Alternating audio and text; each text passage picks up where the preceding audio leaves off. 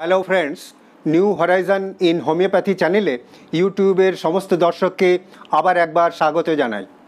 আমি ডক্টর অম্বুজকান্তি সাহা আজ আরেকটি নতুন ভিডিও নিয়ে আপনাদের সামনে উপস্থিত হয়েছি। মহিলাদের কিছু গাইনিকোলজিক্যাল সমস্যা যেমন dysmenorrhoea, polycystic ovarian disease, female infertility, এই সব প্রসঙ্গে আমার ভিডিওগুলো আপনারা নিশ্চয়ই দেখে থাকবেন।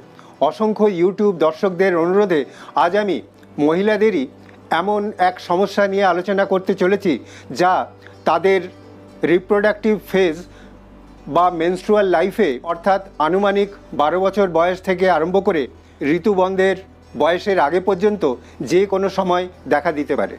সমস্যাটি হলো অত্যধিক ঋতুস্রাব বা এক্সেসিভ মেনস্ট্রুয়াল ব্লিডিং, যাকে ডাক্তারি পরিভাষায় বলা হয় মেনোরেজিয়া। ফ্রেন্ডস, এই মেনোরেজিয়া কি, কেন হয়, কাদের হয়, এর লক্ষণগুলি কি কি, এর কারণগুলি বা কি কি, এর ভয়াবহ পরিণতি কি হতে পারে, কি কি পরীক্ষা নিরীক্ষা করার প্রয়োজন হয়, কোন কোন হোমিওপ্যাথিক ওষুধ অত্যন্ত কার্যকর ও কি কি ঘরোয়া পদ্ধতি অবলম্বন করা যেতে পারে, কি কি স্বাস্থ্যবিধি মেনে চলা দরকার, এই সমস্ত জানতে হলে আমার এই ভিডিও আপনাদের সম্পূর্ণ দেখতে হবে। আর যদি ভিডিওটি ভালো লেগে থাকে তবে অবশ্যই লাইক করবেন, বন্ধুদের মধ্যে শেয়ার করবেন, কোনো প্রশ্ন থাকলে হোয়াটসঅ্যাপে লিখে জানাবেন। আর আপনি যদি এই চ্যানেলে নতুন হয়ে থাকেন তবে অবশ্যই সাবস্ক্রাইব বেল প্রেস করে চ্যানেলটিকে সাবস্ক্রাইব করবেন, যাতে নতুন নতুন ভিডিওর নোটিফিকেশান আপনি সবার প্রথমেই পেয়ে যান। স্বাভাবিকভাবে একজন মহিলার মেনস্ট্রুয়াল পিরিয়ডের সময় প্রায় 35 থেকে 40 মিলিলিটার রক্ত ক্ষয় হয়, যদিও তা কয়েকদিনের মধ্যেই আবার নিজে নিজেই তৈরি হয়ে যায়। যদি দেখা যায় কোনো মহিলার পিরিয়ডের সময় অত্যধিক রক্তস্রাব হয়, তা সে দিন হিসেবেই হোক কিংবা পরিমাণেই হোক, কিংবা পরিমাণ ও দিন হিসেবে যদি অত্যধিক পরিমাণ হয় তাহলে সেই অবস্থাকেই বলা হয় মেনোরেজিয়া।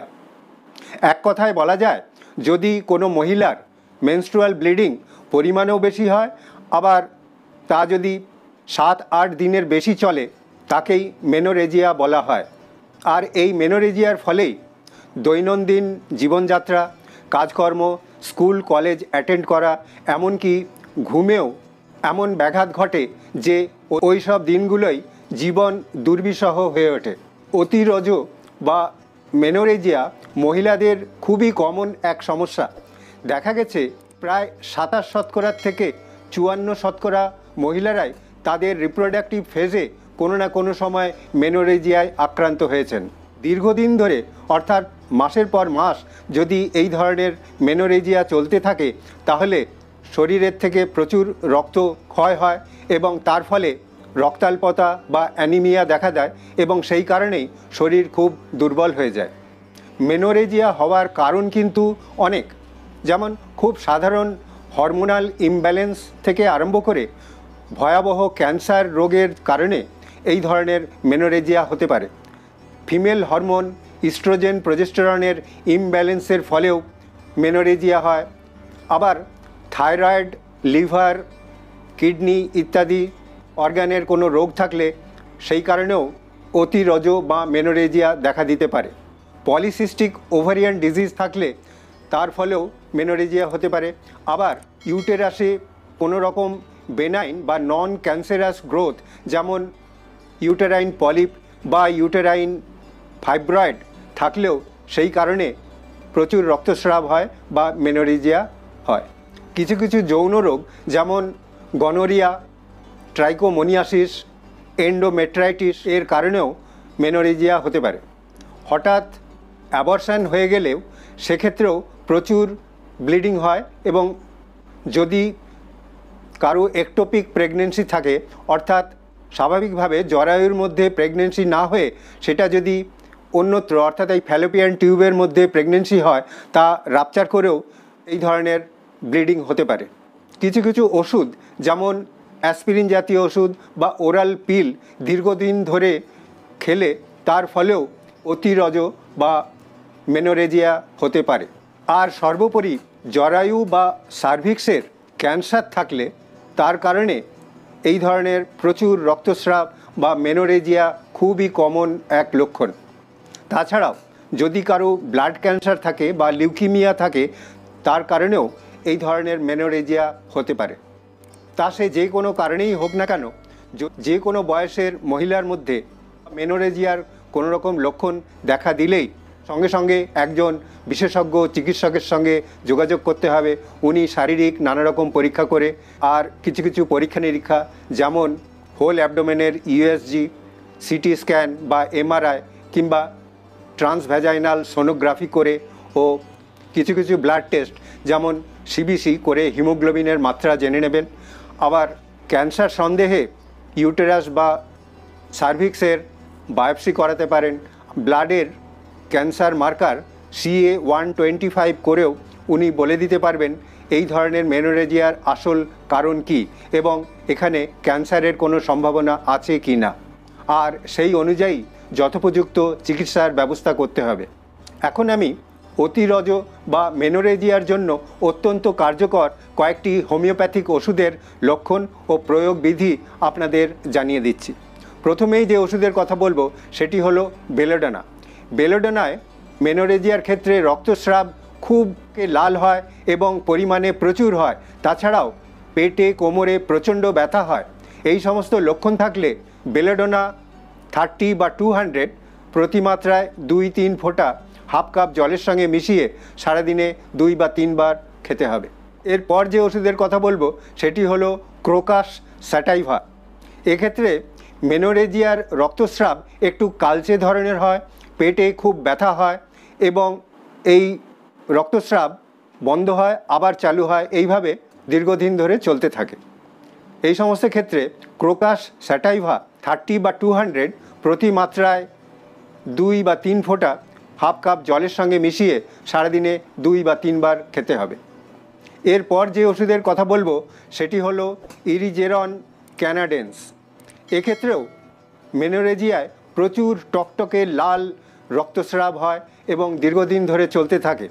পেটে ব্যথা হয় আর শরীর খুব দুর্বল লাগে। এক্ষেত্রে এরিজেরন ক্যানাডেন্স 30 বা 200 প্রতি মাত্রায় 2-3 ফোঁটা হাফ কাপ জলের সঙ্গে মিশিয়ে সারাদিনে 2 বা 3 বার খেতে হবে। এরপর যে ওষুধের কথা বলবো সেটি হলো ফেরাম মেটালিকাম। মেনোরেজিয়ায় মেনস্ট্রুয়াল ব্লিডিং ডেটের অনেক আগেই আরম্ভ হয় এবং দীর্ঘদিন ধরে চলে। শরীর খুব দুর্বল লাগে, পেটে প্রচণ্ড ব্যথা হয়, পেশেন্টের শরীর খুব দুর্বল থাকে। এই সমস্ত ক্ষেত্রে ফেরাম মেটালিকাম 30 বা 200 প্রতি মাত্রায় 2-3 ফোঁটা হাফ কাপ জলের সঙ্গে মিশিয়ে সারাদিনে 2 বা 3 বার খেতে হবে। এরপর যে ওষুধের কথা বলবো সেটি হলো ট্রিলিয়াম পেন্ডুলাম। যদি জরায়ুতে কোনো টিউমার থাকে অর্থাৎ ফাইব্রয়েড থাকে এবং সেই কারণে যদি প্রচুর রক্তস্রাব হয় তাহলে ট্রিলিয়াম পেন্ডুলাম খুবই উপকারী। এই সমস্ত ক্ষেত্রে ট্রিলিয়াম পেন্ডুলাম 30 বা 200 প্রতি মাত্রায় 2 বা 3 ফোঁটা হাফ কাপ জলের সঙ্গে মিশিয়ে সারাদিনে 2 বা 3 বার খেতে হবে। যেহেতু মেনোরেজিয়ায় প্রচুর রক্তস্রাব হয় আর সেই কারণে অ্যানিমিয়া বা রক্তাল্পতা দেখা দিতে পারে, তার জন্য একটি বায়োকেমিক ওষুধ ফেরাম ফস খুবই উপকারী। এক্ষেত্রে ফেরাম ফস 6x বা 12x প্রতি মাত্রায় 4 ট্যাবলেট সামান্য গরম জলের সঙ্গে সারাদিনে 4 বার খেতে হবে। এতে শরীরের দুর্বলতাও যেমন কাটবে তেমনি অ্যানিমিয়ার প্রবণতাও কমতে থাকবে। এই সমস্ত ওষুধগুলোর মধ্যে থেকে যে কোনো একটা সিলেক্ট করতে হবে এবং সেই ওষুধটাই খেতে হবে। সবচেয়ে ভালো হয় একজন অভিজ্ঞ হোমিওপ্যাথিক চিকিৎসকের নির্দেশ অনুযায়ী ওষুধ খাওয়া। এই সমস্ত ওষুধ খাওয়ার সঙ্গে সঙ্গে কতকগুলো স্বাস্থ্যবিধি মেনে চলা দরকার, কতকগুলো ঘরোয়া পদ্ধতি অবলম্বন করা যেতে পারে। যেমন পিরিয়ডের সময় বিশ্রামে থাকতে হবে, খুব বেশি হাঁটাচলা করা, ভারী জিনিস তোলা, মেঝেতে বসে কাজকর্ম করা এই সমস্ত একেবারেই বারণ থাকবে। প্রচুর পরিমাণে জল পান করতে হবে, পুষ্টিকর খাবার খেতে হবে এবং সেই সঙ্গে আয়রন সমৃদ্ধ খাবার খেতে হবে, যেমন গ্রিন লিফি ভেজিটেবলস, বিনস, কলা, ছোট ছোট মাছ, নানা ধরনের বাদাম, আপেল ইত্যাদি বেশি করে খেতে হবে। তাছাড়াও ভিটামিন সি জাতীয় খাবার যেমন সিট্রাস ফ্রুট যেগুলো আছে অর্থাৎ আমলকি, পেয়ারা, লেবু এই সমস্ত খেতে হবে। যতদূর সম্ভব মানসিক দুশ্চিন্তা, চিন্তা ভাবনা এড়িয়ে চলতে হবে এবং তার জন্য প্রয়োজনে যোগ ব্যায়াম করতে হবে বা একটু মেডিটেশন করা যেতে পারে। এইসব করলে ওষুধপত্র খেলে অতিরজ বা মেনোরেজিয়া ধীরে ধীরে কমতে থাকবে এবং সুস্থ স্বাভাবিক জীবন ফিরে আসবে। আশা করি আমার এই ভিডিও সামান্য হলেও আপনাদের উপকারে আসবে। আবার আরেকটি নতুন ভিডিও নিয়ে আপনাদের সামনে উপস্থিত হব এই আশা নিয়েই আজকের মতো এখানেই শেষ করছি। ধন্যবাদ, নমস্কার।